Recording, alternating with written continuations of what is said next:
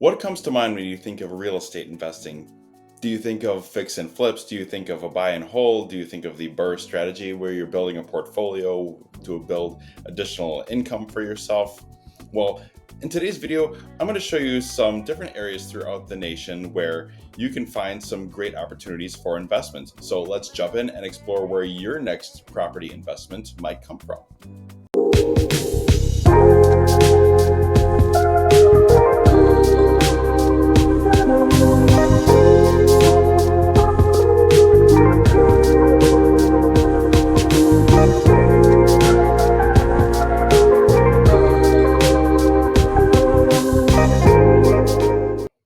Hey guys, welcome back to the Moving to Milwaukee channel. Today I'm going to be continuing my interviews from Las Vegas back in February.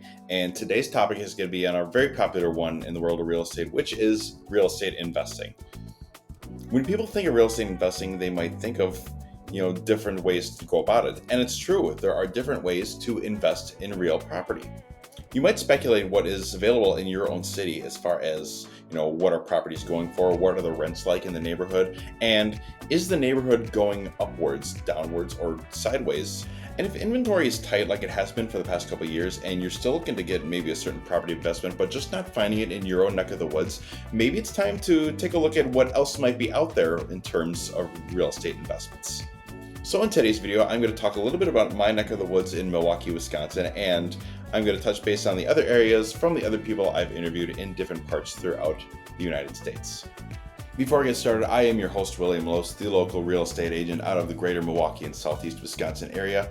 If you're thinking about investing in Milwaukee, Wisconsin, give me a call today. I would love to help you out with your housing goals as well as help increase your income and your portfolio. Now, why Milwaukee, Wisconsin to begin with? Well, while there are plenty of different opportunities throughout the United States as well as the world, a big commonality that I am seeing in recent years as far as trends is more people are investing in Midwestern states. And while in terms of multifamily investing, while Milwaukee may have not made the top 10 in investments, 2/3 of the top 10 are in the Midwest. So that should signal a strong demand for Midwest as a whole. Now, in terms of Milwaukee offers a strong rental demand, affordable entry-level points, as well as a stable economy supported by major industries such in healthcare, manufacturing, and education. Whether you're house hacking, buying and hold, or looking into a multifamily investment such as a duplex or a 100-unit monstrosity, there are plenty of opportunities here to generate solid cash flow and long-term growth. Now let's jump right into what some of these other cities have to offer. Any good investment opportunities in New York, or anything specific people should go for? I know previously you were talking Chelsea and Flatiron. Yeah. But, you want to expand on anything? Yeah, so those areas, absolutely. I mean, just their price per square foot is down so much from where it was in the peak. And as I said, like everything comes back around, right? I think other really good investment opportunities, Brooklyn, there's some neighborhoods that are going to be changing around. Bed-Stuy's great right now to get in as an investment.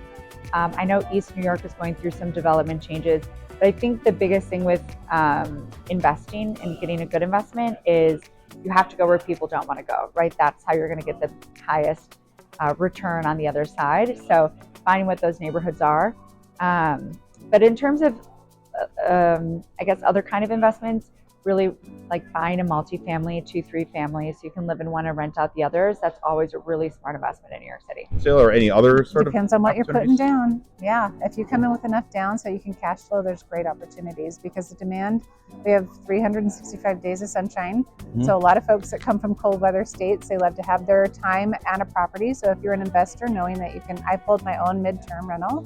So we keep that occupied through the good times of the year and it pays and cash flows. So those are great opportunities. I suppose, yeah, it just depends on what you have. And yeah, the numbers make sense, as does any investment. So opportunities, like, or anything that people should go towards more. I know you said you love your neighborhood specifically, and you talk all day about some good places, but anything specifically you'd invest for in? Me, I think if you want to invest in Texas, because people come to me from California a lot thinking, hey, we can buy a $200,000 home and we can invest, make money. Well, let me tell you something. If you're buying a $200,000, $300,000 home an hour away from the city, the rent might be, or if you want to do like a rental property, it might be maybe if you're lucky, $1,500. So you're not getting 1% on that return. Whereas, show me a city where you can drive less than an hour from the city and you can find something for 300. So with the growth that I was telling you about, I think it's good for you to buy and hold, because that property, and as we know, real estate, appreciates over time. So if you think, hey, I'm buying something now for 10 years from now, that's a good investment. But if you think of, I want to buy it now to now have money income, rental income, that might be a little bit difficult. Why? Because property taxes are a little bit higher than other areas that they come from. We have high insurance quotes because of the flood zoning and all that stuff. Gotcha. So, and then the last and most important, because we don't have the income tax, state income tax, so we kind of tend to have the higher property taxes. So if you're looking, and that cuts from your profits as a rental, but for appreciation, yes, it's a great area, and doesn't have to be where I live. Well, that does count. Yeah. I mean, because of appreciation, that is, 100. they'll make it an investment of some sort. 100. Just a little different than others. That's fine.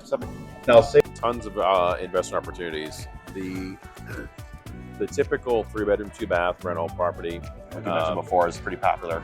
yes, yeah, single floor on a slab is preferred. The basement issues. Sure. There are a lot of those around, and a lot of opportunity to buy them and rehab them. So to do the BRRRR method, buy, rehab, rent, refinance, and repeat. Sure. So that's a big one, and a lot of people seek out this area to speak up for that. Okay, very cool. What would you say is an average price of something So like that? our average price point overall is $185,000.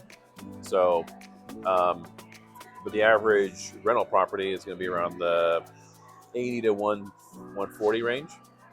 Okay. So you can get in pretty inexpensively. Okay, that's awesome. Some good affordable opportunities. Yes, yeah, definitely. Very nice. income. Yes, I would say, for right now, especially around the lakes, again, there are a lot of restrictions depending on what lakes you get on. So investment properties are generally a really good idea, but just being aware of your local, your restrictions, your covenants, because even on the same lake, it can be just on the separate road. They could allow, for example, a short-term rental, and then on the next road, they could not. And, you get under contract in a house and you find those things out, and that could be a deal breaker. So obviously making sure, that you're staying, within the law. We have a little village that's in our town, and they, in order to have any sort of short-term rentals, you have to sit in front of the town council, the board, because there's just not a lot of parking. And so obviously they're worried about bringing, a lot of people in and then not having places for people to park.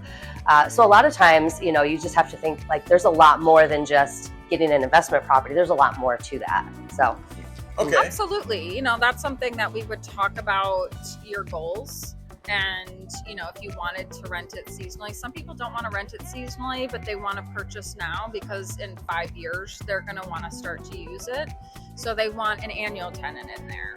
So it's really, we have a lot of seasonal renters. So it's a great place to invest in the rental market, but you can rent things annually as well. We have a great rental market year round. Obviously the seasonal is more in the winter, but absolutely a great place to invest. Fantastic. Yeah. What about any investment opportunities in that market? Anything special or anything people should go towards? I would probably, if you don't have the high budget, then I would probably gravitate towards the outskirts of town where it's growing more. In a few years, just like I mentioned earlier, Queen Creek and North Phoenix, Chandler, like South Chandler, which is near the Intel plants. Okay. So those are good potential places to buy right now. Okay, very cool. As you can see, some of my friends from other states throughout the country have had a few good things to say about their areas as well when it comes to property investment. So if you liked this video or found it helpful, be sure to hit like and subscribe at the bottom, as well as if you're looking in the Milwaukee area for an investment, give me a call today. My contact info is on the screen in the description below. I'd love to help you out, show everything that Milwaukee has to offer in terms of real estate investing. Thanks for tuning in. I'll see you next time.